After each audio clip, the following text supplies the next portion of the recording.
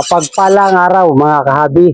So ang tatalakayin natin ngayon ay paano mag-breed ng mga medium birds tulad ng GCC, Green Cheek Conure, Indian Ringneck, or Sun Conure at mga iba pang mga medium bird. Yung mga Eclectus, mga Amazon Parrot, yan po mga medium birds. At dito rin po yung tanong ng ating kahabi na si Renzo Dacanay. Ang sabi niya, Sir Olen, gawa ka ng video about kung paano mag-breed ng mga medium birds like GCC, Indian Ringneck, Sun Conure, etc. Salamat Sir Olen. Malaking tulong po ito sa mga kagaya kong newbie sa pag-aalaga ng mga medium bird. So yun po yung ating bibigyan pansin at ibabahagi ko rin po yung aking experience. So disclaimer lang po mga kahabi, hindi po ako professional na mga breeder. Ako din po ay isang baguhan. Ngunit gusto ko makapagbahagi, gusto ko pakapag-share ng aking mga experience, mga natutunan sa pag-breed ng mga medium birds. At kung bagong viewers po kayo sa channel na ito, ay humingi po ako ng favor, please subscribe my YouTube channel, Olen Every at iba pa. So, yung topic natin, paano mag-breed ng mga medium birds, so yun po yung ating isi-share, ibabahagi natin sa mga baguhan na kagaya ko at ni kahabi Renzo Dacanay. So, shoutout po sa iyo, Renzo Dacanay. So, tara, pag-usapan natin kung paano nga ba, kung anong dapat ang gagawin natin sa pag-aalaga ng medium bird, ano ating ihahanda, ano ating gagawin, ano yung mga kakailangan.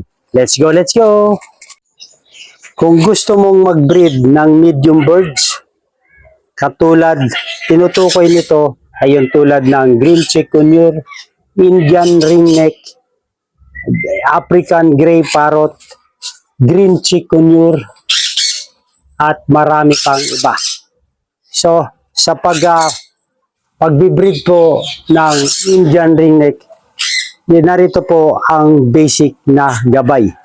Piliin ang tamang pares. So, ano ibig sabihin nito?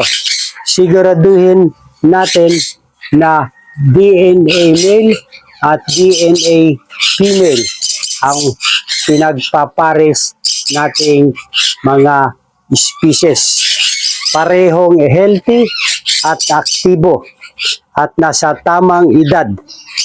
Karaniwan po sa mga medium bird ay 2 years and up bago po sila mag-breed. So yun po ang dapat nating tandaan. At iwasan ang magkamag-anak para maiwasan po yung genetic problem or genetic issue. So sa kahabi, yung aking pagpapares, ito po ay mga basal na mga future breeders ko. Ibig sabihin ng basal po, bagong pinagpapares.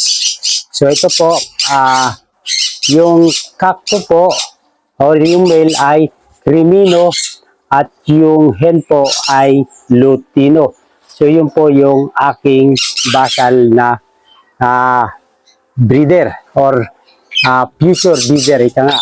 Yung pangalawa ko ay back-to-back blue naman po sila. So against the light po tayo.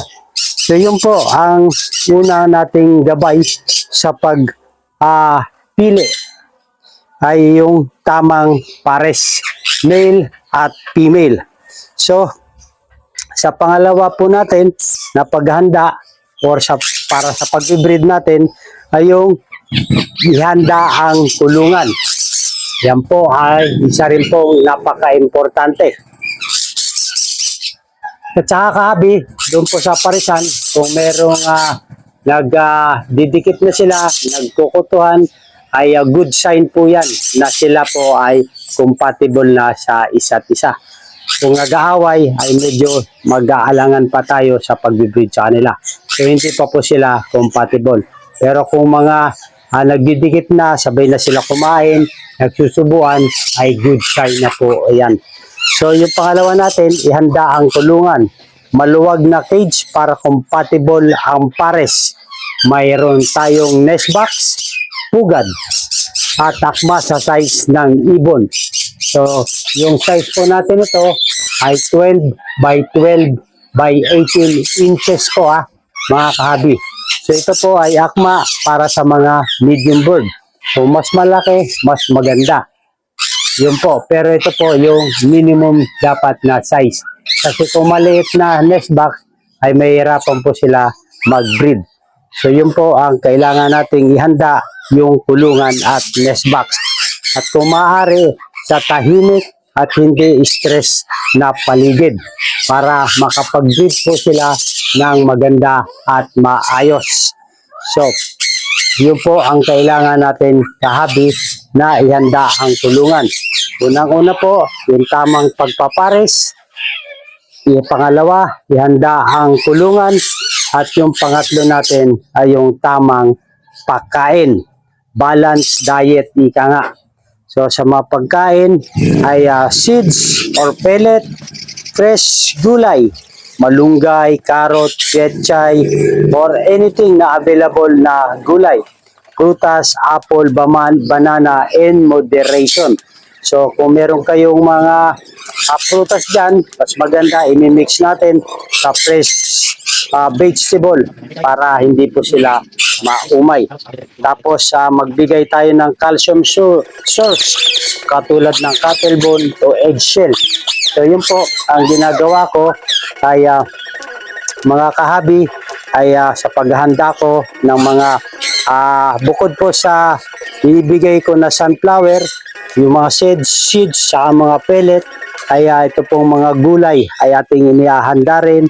Yung mga kung ano lang po yung available na gulay sa ating mabibili. Yung mura, mas mainam para hindi naman tayo mahirapan sa budget. Pangalawa, yung kung mayroon tayong mga prutas sa tabing bakura natin, kung meron tayong mga bungang kahoy, mas mainam. Sa akin, bayabas, meron akong tanim.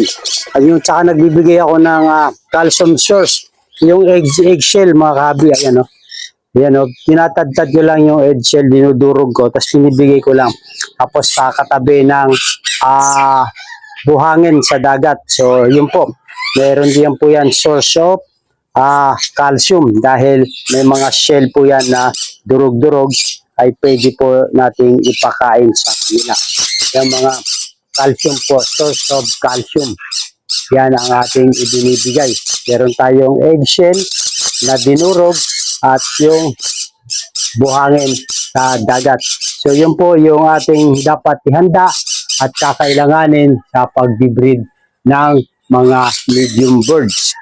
Tapos sa pang-apat natin yung pairing. Yan, pairing. Yung bonding, i-observe kung compatible sila. So yun po yung kanina, nabanggit natin sa una na kung yung sa siguraduhin nating pares po sila.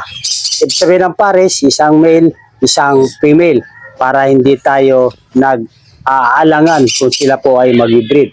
Tapos sa pang-apat natin na dapat alamin ay yung pairing o yung pagbaband naman. I-observe kung compatible sila.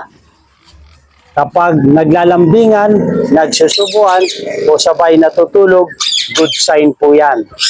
Magandang senyalis po yan na yung pagpipairing natin at yung pagpaband nila ay magandang senyalis. So kung medyo magkalayo pa sila, ay hintay-hintay lang po natin. Ito po yung sign na magandang senyalis sa kanilang pagpapares. At tulad yan yung San Tenor ko, ay lagi na po silang nagtatabi, good sign na po yan. Tapos yung ating GCC, ayan, lagi rin po silang nagtatabi, good sign na rin po yan. Yung isa nating pares ng GCC ay meron na pong itlog yung kanilang, yung hen. Isang cinnamon, ito yung male, sunsick yung female.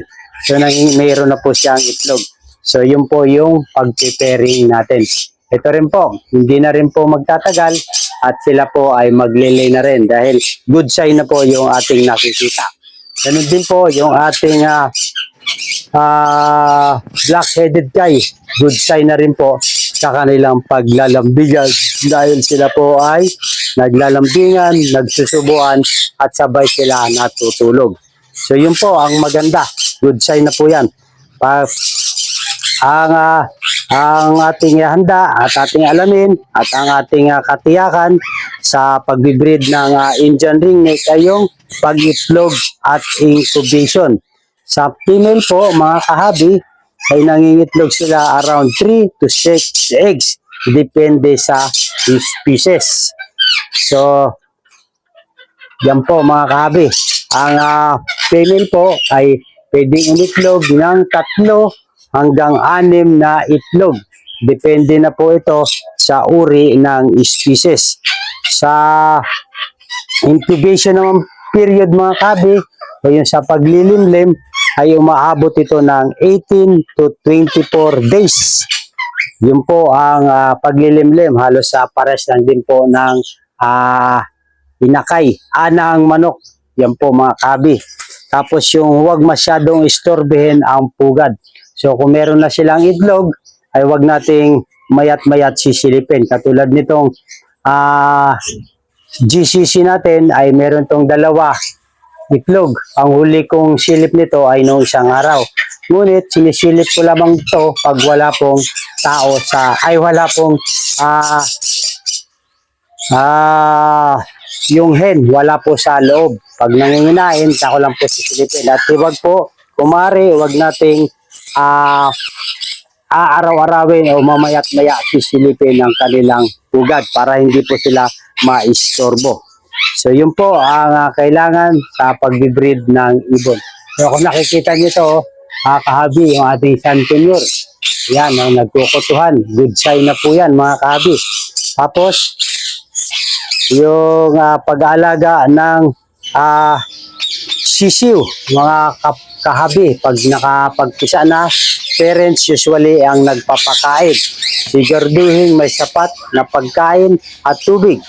Pwede mag-hunted kung kailangan advance na ito. So kung gusto nyo i-hunted ang sisiw, ay pwede rin po. Kung gusto nyo sa parents, ay pwede rin po. So yun po ang ating may share sa pagbibreed ng mga ng mga medium bird tulad ng green cheek conure, sun conure, at Indian ringneck. Ito yung hen ito mga kabi ay nasa nest box na rin po. So lagi siya ng stay. So good sign na po yan na maaaring one of these days ay mag-lay na rin siya ng itlog. So yun po mga kahabi ang ating masishare sa pagbibreed ng medium bird. Yan po ay si blue, back-to-back blue yung ating kapares. So tips po sa pagbibreed ng medium birds, panalitihing malinis ang cage, iwasan sobrang init at lamig. So sa sobrang init, hindi yung kahabi ang ginawa natin, ay kalahati po ay nilagyan ko ng harang para meron po silang shaded. Pag gusto nila magpainit, ay meron yung kalahating area. So yun po yung ginawa natin. Yung kalahati po ay mayroong shaded pero mayroon silang sisilungan. So yun po yung atin ginawa. Bigyan ng sapat na ilaw, natural sunlight kung pwede. So yun po, napaka epektibo yung ating nagawang pagbibigay ng kanilang sunlight. Sa umaga, nandito po ang sunlight sa area. Paghapon naman po ay nandito sa kabilang side.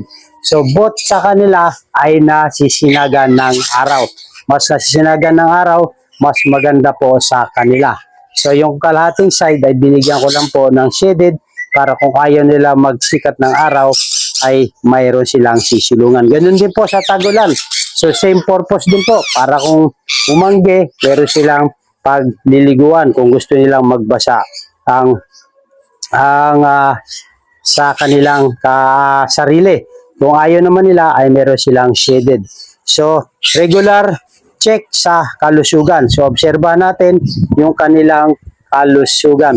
So yun po yung ating kahabi, ang ating maibabahagi sa kung paano mag-breed ng mga Indian, ng mga medium bird.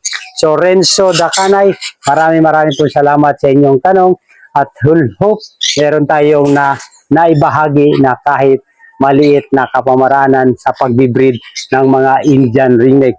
So siguraduhin lang natin mga kahabi na masunod natin yung mga gabay sa pagbibreed ng ating mga Indian ringneck. Tulad ng una ay yung piliin ang tamang pares, male at female. Ihanda ang kulungan.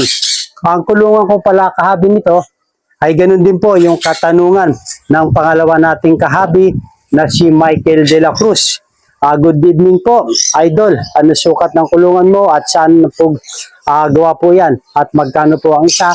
Ito po kahabi Michael De La Cruz ay 2 by 2 by 4 feet.